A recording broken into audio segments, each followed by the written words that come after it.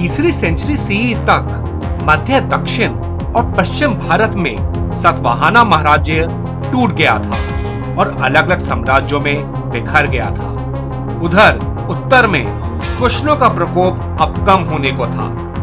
पश्चिम में साका कबीला का दबदबा बरकरार था, मगर अपनी सीमा को ज्यादा फैलाने में वो भी नाकाम थे। शुंग राजवंश की शाखा से निकले मित्र राजवंश भी अपनी सीमा में स्थित थे और कुछ ज्यादा विस्तार करने में सक्षम नहीं हो पा रहे थे। किसी बड़ी ताकत के ना होने की वजह से पूरा भारतवर्ष कई छोटे छोटे राज्यों में विभाजित हो चुका था। एक अजीब सा घबराहट वाला शांत सा वातावरण बना हुआ था और शायद यही एक आने वाले नए तूफान का संकेत था। 240 सीई में श्री गुप्त नाम के राजा का उदय होना शुरू हो गया। श्री गुप्त के बारे में ज्यादा जानकारी तो कहीं नहीं है, मगर अधिकतर इतिहासकारों के हिसाब से उनका नाम गुप्त उन्हें एक उपाधि के तौर पर दिया गया था। इसका मतलब है रक्षा करने वाला। गुप्त साम्राज्य का आरंभ कहां से हुआ, इसके बारे में फिर अलग अलग इतिहासकारों का अलग अलग दृष्टिकोण है।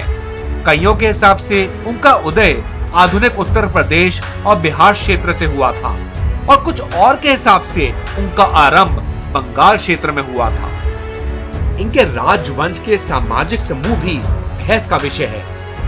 कई विद्वानों ने इन्हें व्यापार जाति का कहा है और कईयों ने इन्हें शुंग वंश के अग्निमित्र के ब्राह्मण शाखा से जोड़ा है और कुछ औरों ने इन्हें अन्य शाखाओं से मिलाया है।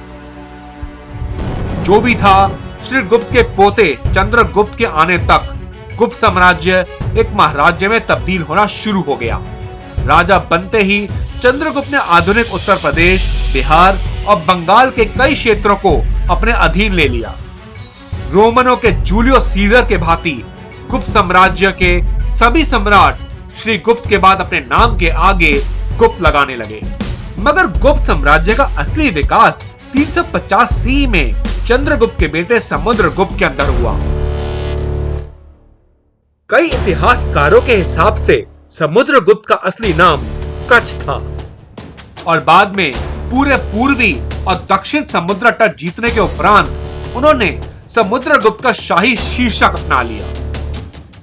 समुद्रगुप्त के सिक्कों के हिसाब से वो एक लंबे, चौड़े, शक्तिशाली योद्धा थे। इन्हीं सिक्कों के हिसाब से उनकी सेना में तलवारें, भालों, तीरों, गदाओं और कुल्हाड़ियों का इस्तेमाल किया जाता था। इसके अलावा उनके पास घुड़सैनिक धनुधर और भाले वाले भारी बख्तरबंद घुड़सैनिक भी थे। इनकी युद्ध की पोशाक काफी कुछ रोमनों की तरह ही थी। समुद्रगुप्त रण कौशल में निपुण थे और युद्ध लूटमार या क्षेत्रों को काबू करने के लिए नहीं, बल्कि कर वसूली, व्यापार और अपने आप को सम्राट घोषित करने के लिए करते थे।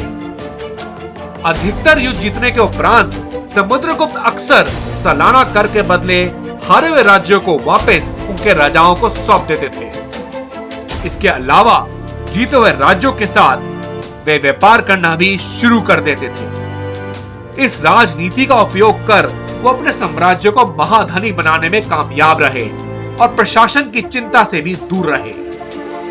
एक बड़े साम्राज्य को संभालना आसान नहीं होता। इस वजह से कर वसूली और अपने सम्राट की आधिपत्य बना के रखना सबसे सर्वश्रेष्ठ राजनीति मानी जाती है। समुद्रगुप्त की ये राजनीति 1425 साल बाद आए अंग्रेजों की प्रिंसली स्टेट वाली राजनीति की तरह थी, जिसका इस्तेमाल कर अंग्रेजों ने अधिकतर विश्व में कब्जा कर लिया था। इलाहाबाद शिलालेख के मुताबिक समुद्रगुप्त ने दक्षिण में सभी राजाओं को हरा के अपना दबदबा पूरे दक्षिण भारत में फैला दिया था। इसी शिलालेख के मुताबिक समुद्रगुप्त कलिंग को हराने के बाद पूर्व समुद्री तट के रास्ते दक्षिण की तरफ राज्यों पर राज्य जीतते रहे। समुद्र तट के रास्ते से कूच करने का एक ही मतलब निकलता है कि उनकी नौसेना खान पान, चिकित्सा सामग्री और रिजर्व सेना को लेकर साथ साथ आगे बढ़ती थी, जिस वजह से उन्हें इस महाकूच के दौरान किसी भी प्रकार की खान पान और सेना की कमी महसूस नहीं हुई होगी। इससे यही साबित होता है कि समुद्रगुप्त रणनीति में तेज तर्रार और बेहद अनुभवी थे। दक्षिण में 12 राजाओं को हराने के उपरांत उन्होंने सलाना कर के बदले सभी को अपने राज्य वापस कर दिए। इसी प्रकार समुद्रगुप्त ने आधुनिक पाकिस्तान, उत्तर, पश्चिमी और पूर्व भारत और आधुनिक म्यांमार में भी सैकड़ों राजाओं को हराते हुए अपना साम्राज्य चारों ओर फैला दिया।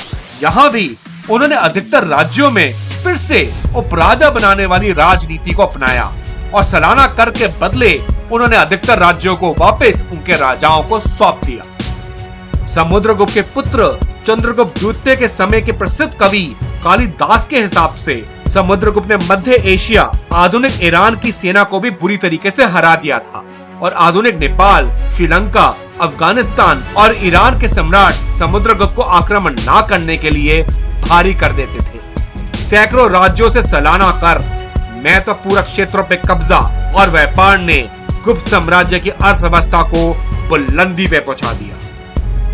समुद्रगुप्त के 40 वर्षों के राजकाल में गुप्त साम्राज्य सर्वश्रेष्ठ बन चुका था, मगर उनकी मृत्यु के उपरांत पश्चिमी सत्रप के सम्राट रुद्रसिम्हा ने समुद्रगुप्त के पुत्र रामागुप्त को कर देने से मना कर दिया। इस वजह से रामागुप्त ने रुद्रसिम्हा के क्षेत्र पर धावा बोल दिया, मगर इस कूच के दौरान 40 साल में पहली बार गुप्त सेना को हार का सामना करना पड़ा। मगर इस हार ने गुप्त साम्राज्य को अपने सबसे शक्तिशाली सम्राट दिला दिया, जिन्होंने हमेशा के लिए पश्चिमी सत्रपों का दबदबा भारतवर्ष से मिटा दिया, जिन्होंने गुप्त साम्राज्य को समुद्रगुप्त से भी विशाल बना दिया, जिनका युग भारत का पहला स्वर्ण युग बना, जिनके राजकाल में कालिदास और आर्यभट्टा जैसे रत्न जन्मे और विकसित हुए। इस वीर सम्राट का नाम था चंद्रगुप्त, उपनाम विक्रम आदित्य।